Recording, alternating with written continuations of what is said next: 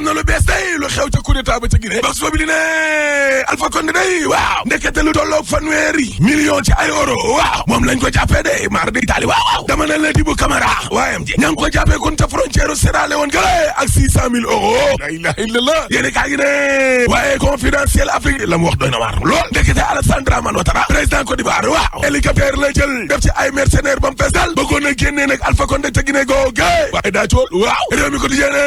dama ne leen li xewaat kay ca mbir ma ca boppam moo doy waar coup d'état ba Alassane Dramane Ouattara waaw daa bëggoon na loxati exfiltré Alpha Condé coup d'état ba ca Guinée waaw gox bii ñu naan Sékou Touré yaa dañ leen waxante dëgg de traite ja bari na fa de lool même bu dee sax takk der yi nga xam ne ñoom ñoo def coup d'état ba nanguwuñ caa wax waaw dama ne dere tuuru na fa gars yi nga xam ne ñoo ànd ak colonel Mamadi Doumbouya rey nañ fa ñu bëree bëri nag mar di Italie waaw yéene kaa gi ne lieutenant Antoine Malano rey nañu ko adjudant Youssouf Ena Camara ak Mohamed Lamine Camara Abdoulaye Bébéto Camara ak adjudant chef Sékou Camara waaw ak Nicolas Lamine Y ak Doumbouya rey nañ leen ay bal nañ leen dóor ci coup d'état bi ñu faatu laa la wax la ilaha illallah l'observateur ne man kay maa lay dugal na ca biir soldat ya ak façon bi nga xam ne moom lañ jàppee Alpha Condé dóorante balu fetal ya ba ci bakkat ñi nga xam ne kon danoo rot mar di Italie benn ci ay auto blindé wu garde rapproché président Alpha Condé ba day dañ koo joor ay bal ba mar di Italie laa la wax la ilaha illallah ay lii mbaa jàmm la maître Amadou Sall ci 24 heures waaw nee na démocratie bu Guinée ba day waay xamoon ngeen ne nag ci dëgg-dëgg daal lu yàlla xam kon doyoon na mari taw ñaan waaw nee na gis nga daanu bi nga xam ne daanu na ko ni lée day mandargaal ne suñu nguuru Afrique yi du dara kër guñ tabaxee glace la rek jékki-jékki rek sey mab château de cartes rawatina rek bu ñu tegee nguur gi ci ay liggéey yoo xam ne defuñ ca dara ba dara booloo jeex ba ñu fal la nit ñi li ñuy dund ci boppam gobar jaas yi miti lool nguur goo xam ne dañ koo lal ci wàllum guerre ñàkku bi xam ne ñoo nekkoon ci nguuru Alpha Condé ga yëpp bu kenn génn dëkk ba te ñëpp nag nañ delloo seeni oto le témoin yéene kaa ne ginnaaw coup d'état militaire ba am sa Guinée day dama ne la Union africaine ak waa CEDEAO waa ñii bu ñu tëjoon seen gémmiñ nag bu ñu noppi woon nag yow muy ca Côte d'Ivoire muy ca Tchad Togo Niger bari na fi ay njiitum réew yoo xam ne kon nañoo caxa-caxatee seeni constitution réew ngir mën a toog ca nguur googe te dégguñu Union africaine te dégguñ CEDEAO naxarlu ko dama ne ngeen noppi laa la wax Dakar Times de moo taxit ginnaaw Burkina Faso Algérie Mali ak Guinée Sénégal fi mu nekk ni njàqare di suguna bi de balaa mbir mi naan mbas mar d'Italie Jean-Paul Lecoq député de France nee na askanuk Sénégal googe la ñu bëgg daal mooy di waxtaan te bëggatuñ fee dégg itam dooraate gu miti gi teg loxo goo xam ne teguñ ko fenn ay arrestation arbitraire ay doomu aadama yu dee ak ñoo xam ne dañoo am kon ay gaañu-gaañu Jean-Yves Le Drian ministre de l'Europe et des affaires étrangères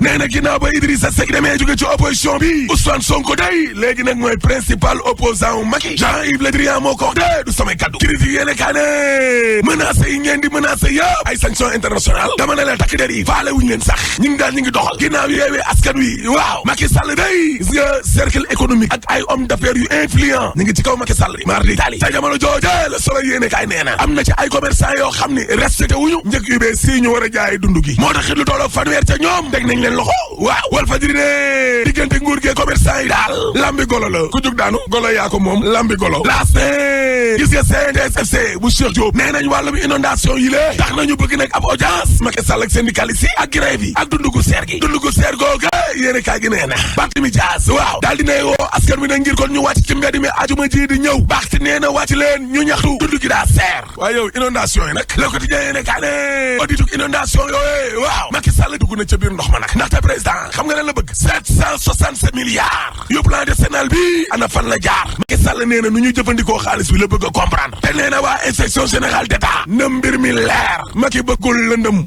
nay leer saay dama ne ana xaalis bi Macky Sall bu xamoon li koy yor dana daw li koy yor tribune yéene kaay ne non élection locale janvier 2022 yi ñi ànd ak Macky Sall coalition présidentielle ba moo nara tas ba ni tasar Mamadou Gueye neneen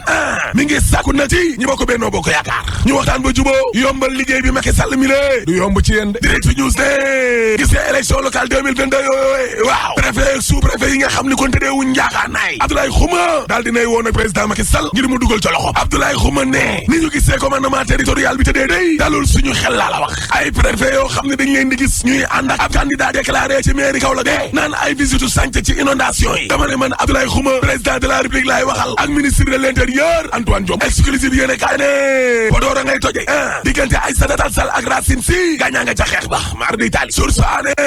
xanaa xamoo leen ne waa parti démocratique sénégalais waaw laata grande coalition bi boobu fekkoon na ñuy liggéey seen coalition Papa Diop ko gis-gis mi ngi doon waxtaan ak waa Jotna waa AJ/PADS day ñi ngi am yaakaar ba léegi ne opposition bi yëpp danañu booloo nekk benn waa M2D la ñuy tuumaal ne nag tasaaroo bi ci opposition bi ñoom la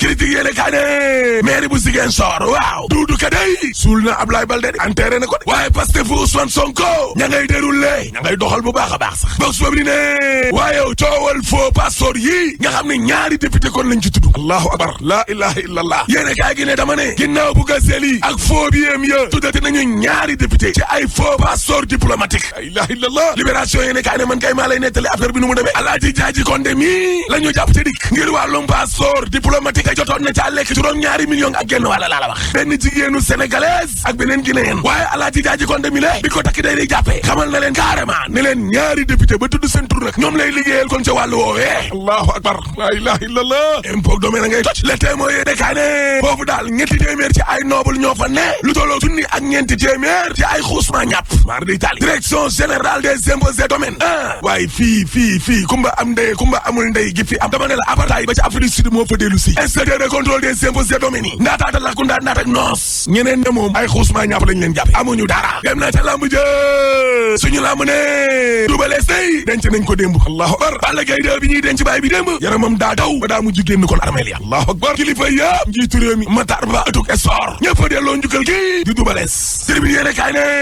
Alexia Kanté waaw weeru yàlla lañ ko mujj tëj ca kaso ba exclusive yéene kaay ne mooy ndaw sa nga xam ne da lay pikiir une semaine rek sa naak la yokk maanaam sa ginnaaw jigéen ñi fa lañ doon yokkuloo tribunal ba dee door na ca xotu ya weeru yàlla lay tëj tribune yéene kaay ne coowal Ecotra waaw doy na Casamance la ñuy sàkku nag mooy nguur gi ci boppam joxaat marché bi ay droit am Ecotra yow ca jamono joo xam ne ñu ngi naan préférence nationale waa Casamance googee la ñuy xeex mooy marché bi nañ leen ko jëlee ci loxol waa bitim réew yi lée entreprise étrangère yi te jébal ko Ecotra mi nga xam ne doomu réew mee fa ne ca yàlla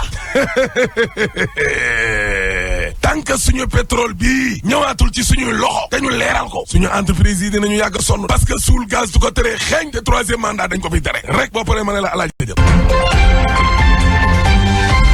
Mokhtar construction di yëngu ci tabax ay cité. ayca borom jam cité Cheikh Dougar maa ngi laa nuyu. maa ngi laa fay bu baax a baax. la grand tey alhamdulilah naka gox ba. waaw ñëpp a ngi lay nuyu. waa jam ñaajo. waaw bu baax a baax. ak waa balance. waaw tey moom waa balance ñu ngi la ak waa Cëriñ tamit tey moom waa Cëriñ ñoo lay nuyu bu baax a baax. waa Cëriñ. waaw ñu ngi jam ñaajo. waaw Cëriñ jam na Cëriñ. am na Cëriñ waaw foofu la daanaka ASC bu bees bi soqee ko sax. Medina rek moo am Cëriñ. non jam na Cëriñ de. waaw. ayca ñu àgg jëmale ci éliminatoire coupe du monde 2022 Congo Sénégal 16h. waaw 16h la kon Sénégal nag fas yéene laale ak Congo bi nga xam ne nag ci éliminatoire coupe d'Afrique yi sax ñoom bokkoon nañ poule ba Sénégal nag daraan ko foofu ci stade Lat Dior bu Thiès ñaari bal ci dara defoon 0 but partout ca digganteem ak Congo kon tey nag bu 16h jotee ci stade Massamba Déba ca Brazzaville si la nag ñaari équipe yi di laale waaye nag waxtu bi daanaka gaynde Sénégal yi nag taxaw nañ temm ngir nag amal seen ñaareelu ndam ci yële éliminatoire coupe du monde Qatar 2022 ñu teewlu ci Aliou Cissé ci micro ñii di waa fédération sénégalaise bu. baax na voyager dañu ci condition yoo xam ne condition yu baax la entraînement bu ñu def avant-hier tamit entraînement bu intense la joueurs yi répondre nañu. naa wax ni que équipe bi yëpp tout le monde est présent actuellement. bi mooy premier parce que ñaari match nañu football ñun benn match nañu football. di dugg ci match bi vraiment ak confiance bu rëy mais tamit ak humilité bu rëy. ñëpp xam nañ ni que match yi su continent africain du ay match yoo xam ne match yu yomb la éliminatoire coupe du monde souvent ay match yu métti la mais comme na ma ko waxee sànq rek je pense que tey am nañu vécu bi am nañu expérience bi genre match yi xam nañ ko mën nañ ko gérer di ñaan yàlla rek ñu dugg ci bismillahi rahmaani rahim génn si alhamdulilah rabbil alamin te yàlla may ñu ndam bu rëy ci Congo. ñëw desandi ba tey ak Aliou Cissé muy xam ne nag ci ñeenteelu bëccëg jëm ci yooyu la éliminatoire Sénégal dafa war a nag laale ak Namibie waaye nag boobu la jogante dañ koy nag délocaliser foofu ci Afrique du Sud ndaxte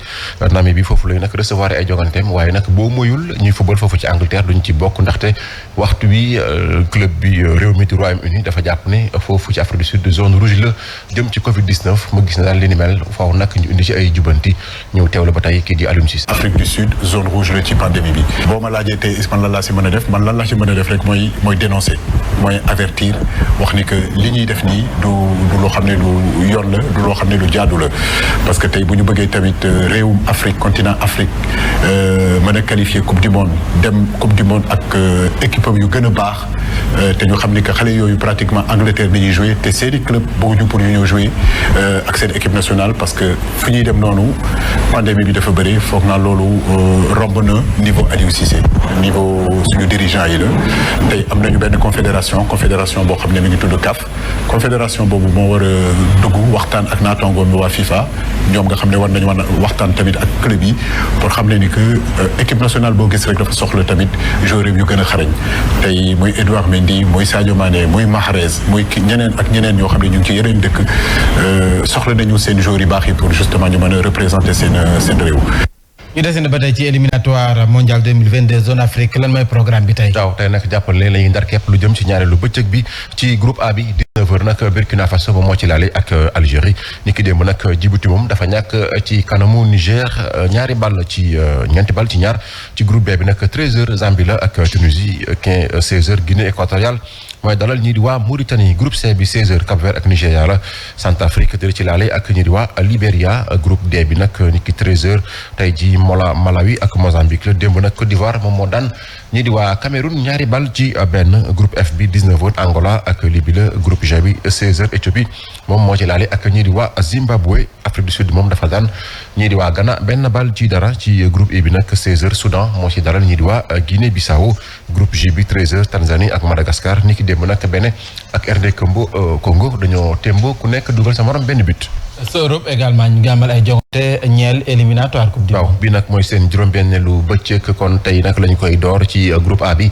16h ci diggante nag Azerbaïdjan la ak Portugal 18h45 Irlande dina ci dalal ñii di waa Serbie ci groupe D bi 18h45 France ak Finlande la Kazakhstan moom day dem foofu ca Bosnie groupe F bi 18h45 Autriche dina ci laale ak ñii di waa Écosse Danemark mooy dalal Israël Moldavie di ci laale ak ñii di waa Îles Féroé groupe G bi 18h45 Monténégro ak Lettonie la Norvège moo ci dalal ñii di waa Gibraltar Pays-Bas ak Turquie la ci groupe H bi nag 18h45 Russie ak Malte la Slovaquie mooy dalal ñii di waa Chypre Croatie ak Slovénie.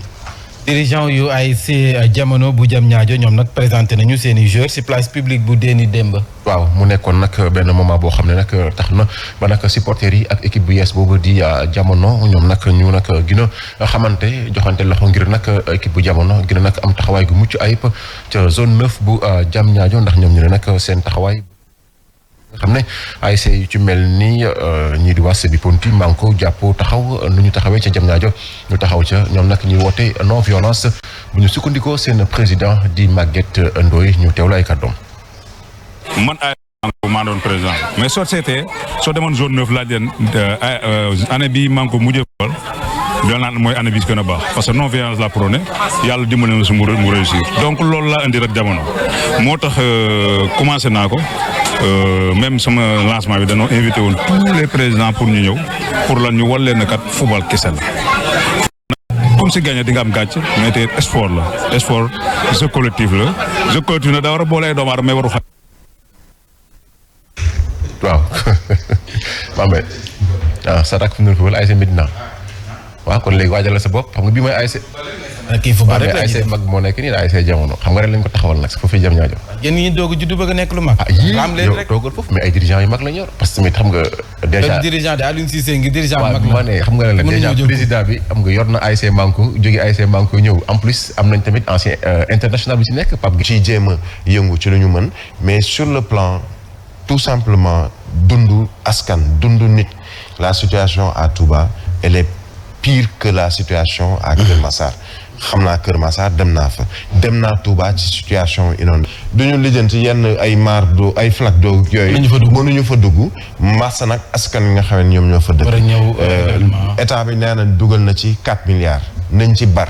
ñu bañ ko def nag 4 milliards yoo xamee ni comme li xew fii Kër Massar ñu ne dugal nañ ci nangami milliards ci inondation te teewul ba léegi nit ñaa ngi ci biir ndox mi voilà leneen lu soxal bi la jotaay xibaar mooy sunu aalam géex kéew gi nees koy def ba man koo aar looloo sabab waa Eaux et Forêts bu Goudomp jamono ji soobu si njëmbatum garab lu toll ci fukki ak kilomètre la ñu jëmbat ay garab ba noppi defaraat suuf sa lieutenant Abdoulaye Diallo jot na saa yëkkati ay kàddu ñu teewlu ko. liggéey bi lu ko waral mooy d'abord xam nañu si Eaux et Forêts di jëmbat garab rek moo seen liggéey Eaux et Forêts am pàcc yu bëri yoo xamante ne xëy na dañ def journée bi pour ñu xam pàcc yooyu lan lay Eaux et Forêts yëngatu ñu xam pàcc yëpp ñu def ñu gis ndax ñu mu ci roy parce que gis nañu taw bi bu tawee ndox mi nu muy walangaale nu muy yàq yoon yi yóbbaal suuf si dund bi yëpp donc bu yàggee mbay mi suuf dina néew doole ba mbay mi wàññeeku mais bu ñu fexee wàññi doole ndox mi ci action yooyu ba ndox mi xamante ne léegi yóbbutul suuf si dina dundaat mbay mi naat donc ensuite def ñu gis pour ñu mun ci roy loolu mooy objectif journée tey bi aussi ensuite ci benn fan li ñu fas yéene def tey ci suñu programme dañ fas yéene def 10 kilomètres ci ay rebase yoo xamante ne moo leen wax linéaire maanaam ligne la 10 hectares amagu mën ko déjà ci reboisement massif ensuite am nañu 7 hectares ci réhabilitation et conservation des sols donc journée bi pàcc yooyu ci yooyu la mangrove bi tamit voilà loolu tamit ci reboisement bi la bokk moom tamit aspect bu ci am doole la reboisement mangrove gis nañ ne jibanaat dem nañ fa yóbbu nañ fa ay propagules yu bëri population yi ñoom ñëpp ñu ngi jëmbat garab yi. gannaaw jëmbatum garab gi ndaw yi nekk foofee sa Goudomp tënku ci kuréel nee nañu nag ñoom ñoo koy aar ndax nag jamono ji foofee gis nañu daggum garab gi gu awul ci yoon gi sax nañu ko fay defee jéggi na doyo kon nag ñoom takk nañu taxaw ngir aar ko Baba Wilane adjoint préfet bu Goudomp ñu teew lay kàddoom. ñu nekk ci jamono boo xam ne ñu ngi wax réchauffement climatique changement climatique donc yii dafa nekk ay activités yoo xam ne day ñuy permettre ñu jànkonteek yooyu parce que mu ngeen ko xamee Goudomp aussi nekk na département boo xam ne naam am na potentiel forestier mais aussi bu ñu naagu dañu war aussi di fexe ni ñu jëmale kanam loolu parce que tamit ci jamono yoo xam ne ñu ngi wax coupe abusive ñu ngi wax déforestation ñu ngi wax loolu yëpp donc pour mën a gàlla en tout cas fexe ba xeex yooyu noonu yëpp yi mooy activité de reboisement yi daal mooy tax ñu mën ko ñu fagagal activité noonu donc dañ koy fetlu daal di si kontaan askan bi dañuy xaar également ñu copier ko ñoom tamit daf ko kenn ku si nekk mu reboiser si moo xam si biir këram moo xam si diwaan bi mu nekk ak fépp fa nga xam ne daal mën na fa reboiser aussi sàmm ko ba garab gi nga xam ne mën na gën a waaw màgg jëm kanam. Birahim jëmbat garab lu am solo la naam nag lu ñu mën a rafetlu la waaye nag faw ñu bàyyi xel bu baax ne kon daggum garab yi nga xam ne awul ci yoon it mën na andi lu nekk ci suñu wàllum environnement. waaw xam nga Mame Mbaye dama bëggoon peut-être rendre hommage justement à ces soldats yu bokk Eaux et Forêts xam nga yenn saa dañ leen di sax mel ni ñu leen xaw a soofantal mais ñu am importance la ñu am importance pas seulement ci tey waaye ci ëllëg xam nga lu koy indi yaa ngi wax jëmbat garab mais chaque année ñu ngi def ay actions yu mel noonu di ci ànd ak ay citoyens ay collectivités locales collectivités territoriales di leen jàppale également ci ay plans yu ñu leen di jox pour ñu mën a jëmbat nga xamoon ne ba ci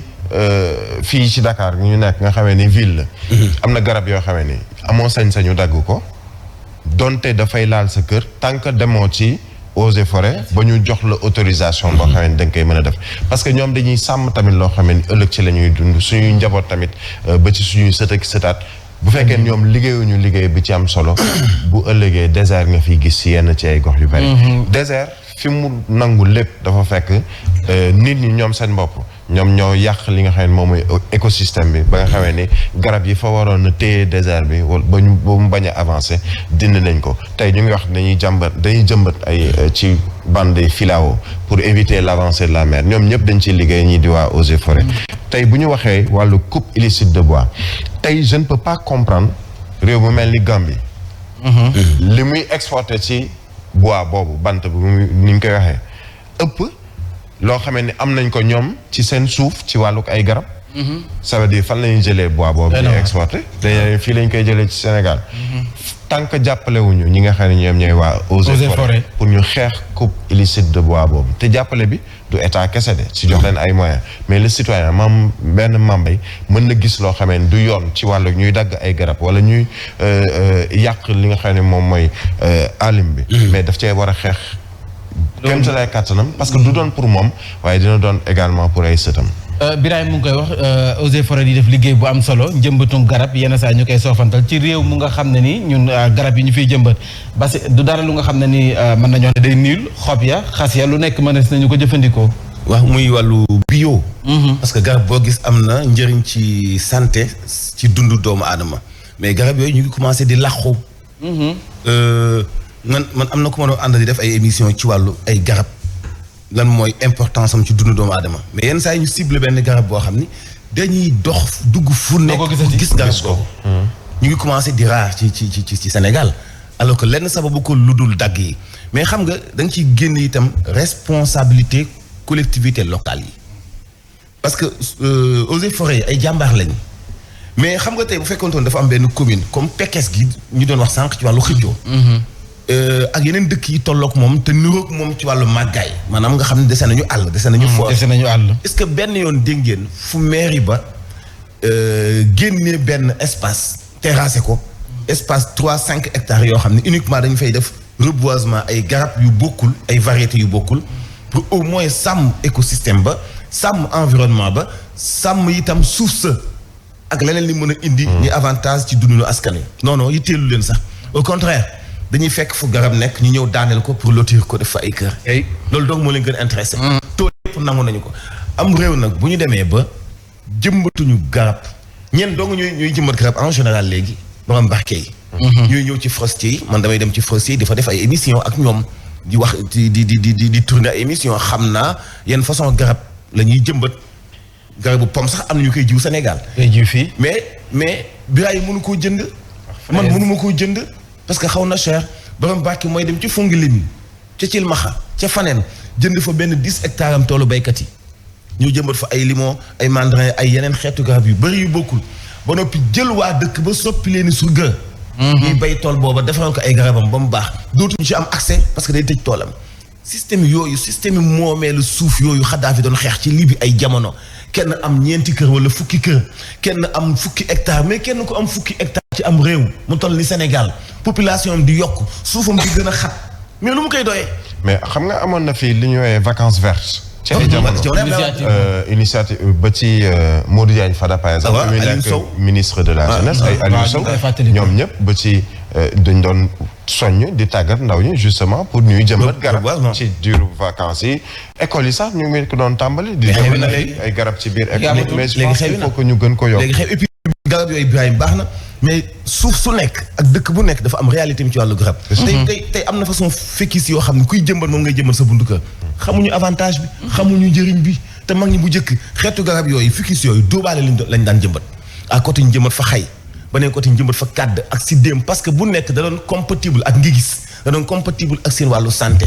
ndax parce que suuf ak askan wu nekk seen dundin dafay méngoo ak garab yi nga xam moom la ñuy dëkkal mais léegi garab plante yi nga xam moom la ñuy xewal ci buntu kër yi compatible sax ak ñun suñu environnement xamuñu fu garab gi ñu war a jëmbat ak bërëb ba ñu ko war a jëmbat dañu àddu jëmale ci mbir yi Guinée ñu xam ne kon nag ab xaatim déggoo amoon na diggante Guinée Conakry ak nag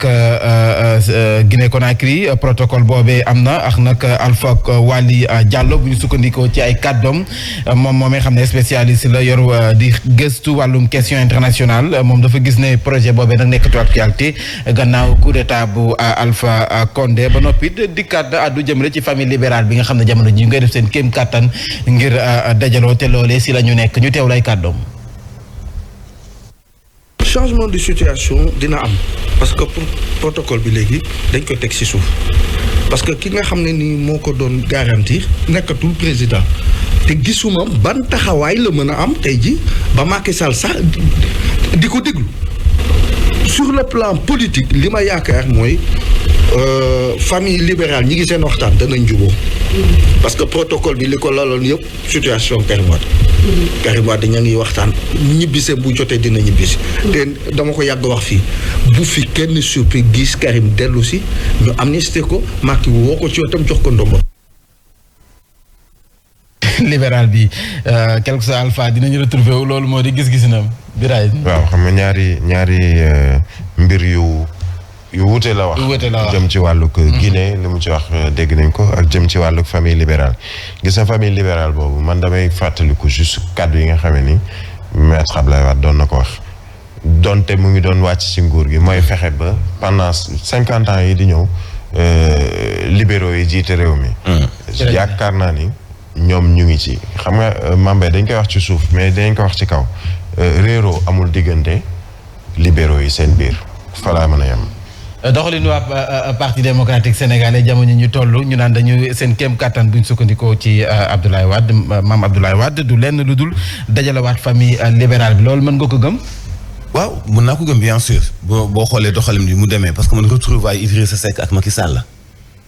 tax na ma gëm idéologie parce que bu fekkee loolu boolewu leen man ak fi ñu jaar ci wàllu politique ci jamono événement 2006 2007 xawma lan moo leen mën a dajalewaat ci géopolitique. ba Idrissa Seck taxaw def discours publiquement di wax mu rek soow donc man jàpp naa ni idéologie boobu muy njabootu libéral loolu donc moo leen mën a boole Abdoulaye Wade ak calcul politique yi mu def ba am ñu mu découragé ci bokk ci élection moom bokkul ci élection lan moo ko ci neex seen ndaje opposition bi ñu defal bi ñuy amaloon ak ni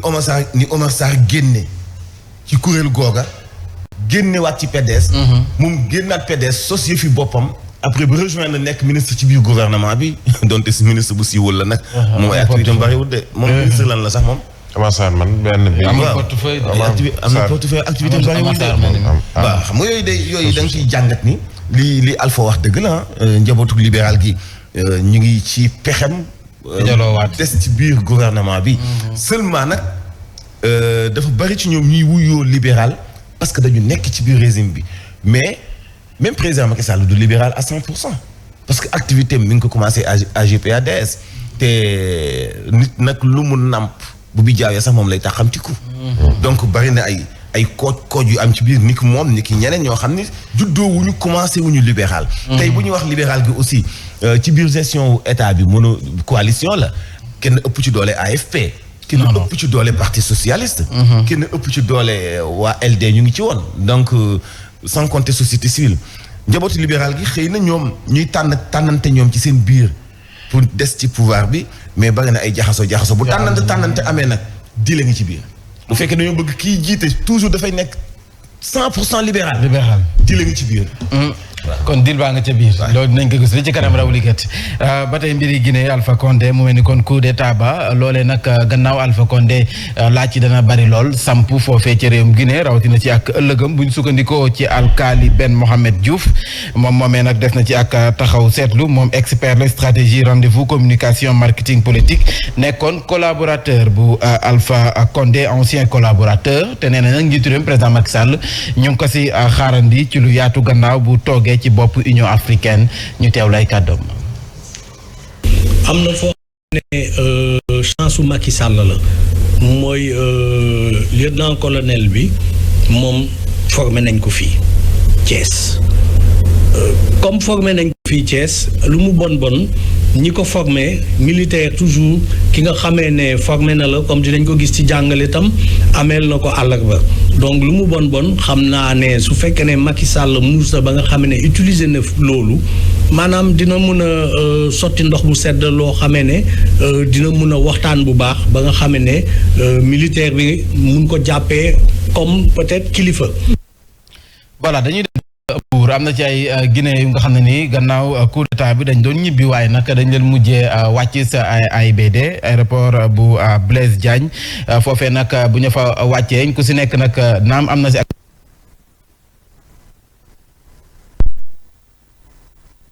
yàqare waaye mbégte la ñu am ndax nag dañoo gis ne doxalinu Alpha Condé dafa jotoon nag mu dakk waxtaan la ñu seq ak Alioune Badara Sonko. ñoom nag ñi bàyyee ko Istanbul ca Turquie jëloon vol Emirates naroon dem ca Guinée mais situation bi nga xamante ne moo xew seen réew moo tax ñi daal leen dalal fii ci diwaanu Saly Portudal ñun ñoo ngi jógee Istanbul doon dem suñu dëkk Guinée waaye nag ci yoon bi lañ déggee ni dafa am coup d'état moo tax ñu daal di wàññeeku ñëw fii nga xamante ne mooy Saly di xaarandi situation bi ndax dina dal wala en tout cas li ci mënta am mooy métti na lool ci ñun nga xamante ne ay borom njaboot lañ yile Guinéen di rafetlu ni militaires yi jëlee nguur gi ndax dañoo jàpp ni askan wi dañoo sonn waaw doon na situation bi nga xamante ne ñun ñoo ngi koy rafetlu doonte sax coup d'état moom neexul ci yàq bi nga xamante ne moom la doon yàqee réew mi c'est un nouveau soleil qui se lève. en tout cas ak li ci mënta am yile Guinée ñoom nag amuñu benn njàqare ndax ñoom dañoo jàpp ni Sénégal ak Guinée benn la ba tax na amuñu benn tiitaange ci seen nekkin. alors Birahim lan moo war a nekk suite logique bi foofee ci Guinée takkadeer yi jël nañ nguur gi lan moo war a nekk taxawal benn gouvernement transition woo tey élection wala lan exactement. mais loolu moom mooy am pratiquement ci dëkk yi nga xam ne dafay am coup de force yëpp mais xam nga fan la man pour man la grosse interrogation et surtout li ñu war a njëkk lijjanti mooy ces institutions régionales internationales wala sous-régionales je veux dire muy lan taxawaayu CEDEAO muy taxawaayu Union africaine. Je ne parle pas de ay Nations Unies ay France ay États-Unis et cetera mais lu jëm ci wàllug Afrique chaque fois yaa ngi dégg nous condamnons nañu delloowaat ki fa nekkoon nañu indiwaat wàllug constitution ndax lii la ñu taxawaloon et cetera mais avant ngay àgg ci loolu ba coup d'état di am il faudrait nécessairement am yeneen ni mbir yoo xam ni CEDEAO Union africaine dinañu ci tàggat seen i ñooñ ni ñu koy waxee muy président yi. nañ ba lan la ñuy wax club des présidents. lañ leen tuddee waa CEDEAO ñu ne lu neex Mali wala Côte d'Ivoire président ba fa ne moom dina ci déggoo ak président wu Sénégal dina ci déggoo ak président wu Nigéria wala beneen président parce que ñoom ñoo bokk seen club li ñu war a njëkk lijjanti mooy fexe ba constitution ci Afrique ñu mool ko bind ko defar ko noo xamee ni président bu yàlla nga am li ñu naan ay velléités dictatoriales ñu mën laa tënk ba nga xamee ni la nga war a def ci mandat doo ko dépassé te doo mën a soppi constitution bay indi ay fitna yoo xamee ni tey Guinée bu doon seen sago du demee nii Mali li fa xew bu doon seen sago du demee nii ak yeneen réew yoo xamee ni coup d'état am na fa askan wi mën nañ ne ni kontaan nañu parce que ku fa nekk dafa demoon ba nekk dictateur mais ba léegi teewul ñoom wàllu foqati nguur bi ni ñu ko defee ba ay militaire dugg ci bu doon seen sago du demee noonu mais nag am na lu ko war a jiitu. voilà Birahim wax na lu am solo suñu institution yooyu fu ci mel ni kon CEDEAO Union africaine ñu bëri dañ leen di dàkkante leen ni kon bu askan wi di sonn kenn du leen gis mais njiitu réew buñ ci tàmbalee buntu xatal ñu jóg taxaw fëgg ci table ji. parce que ñoom ñooy comploteur bi sonal askan bi askanu Afrique lenn dong moo ko sonal muy ñàkk respecté constitution bi leen boole ñoom ñëpp ak ñàkk respecté anam gi ñuy séddale ressources yi Afrique toujours dama koy wax ndoolul. mais ñi jiite ñoo respecté wul population bi amul benn réew boo xam ni li ñu fay exploité ci Guinée ak Sénégal mun naa jóge ci réew ba noppi waa dëkk ba ñuy wax waa dëkk ba ñuy wax ni li ñuy lekk daf leen të ba kenn mën koo contrôler ci marché bi yow sa suuf am nga jant am nga suuf am nga ndox am nga béton ay façon béton yu bokkul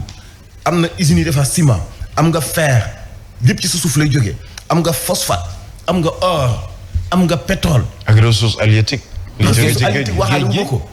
sans compter garab yi Birahim mi ngi joxe sànq exemple ci Gambie li muy exporté ci ay bois amul garab yi toll noonu amul Gambie kon fan la garab yi jógee est-ce que suufu Sénégal gis nañu histoire ba fa bayoon yooyu yëpp boo ko dajalee mam gis nga ñuy jiite réewu Afrique yi. li ñu am ci koom nañu koy séddoo ak doomi réew ma loolu mooy dëgg mais kenn nit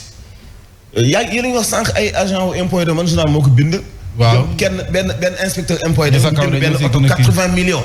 kooku ñaata kër la tabax loolu mooy lan ci dëkk bu normal ci jamono ji nga xam ne yow ki nga maasee loolu mënut a am sax bakk parce que ni ñuy séddalee li ñëpp bokk moo dul dëgg ay homme d'affaires Condé ba muy daw mu ngi yóbbaale bu ñu muy biñ koy jàpp ñu nga fekk ci moom 30 millions d'euros. 30 millions d'euros loolu lu ko nit di doy ci kër. fekk ci moom waxuñu si ay compte mais ci moom. démb ñu ngi wax ay nit yu fekk yoo xam dañu fekk ñu dëkk ci ay bâtiment yu noppeegul plan jaxaay ñu génne leen seen dëkkuwaay ci banlieue bu Ndakaaru yóbbu leen foofu Idrissa Diémé fa la demoon démb. état ñu def recensement xam ni fii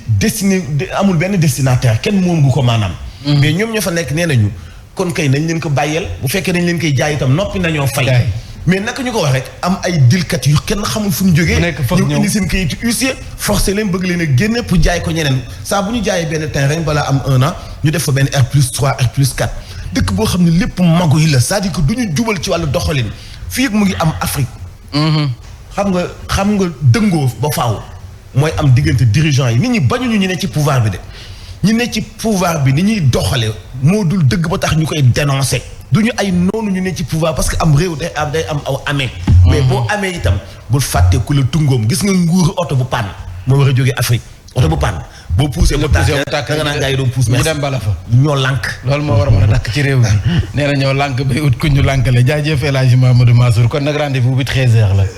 jotaay xibaar bi ci 89.7 incha allah jaajëf El Hadji Birahim Diagne Touré 12h incha allah si Zik FM 89.7 89.7 ayca ñu jàll ci àndax El Hadji Ahmed Aïdara ci li yéen a kaay xëy fës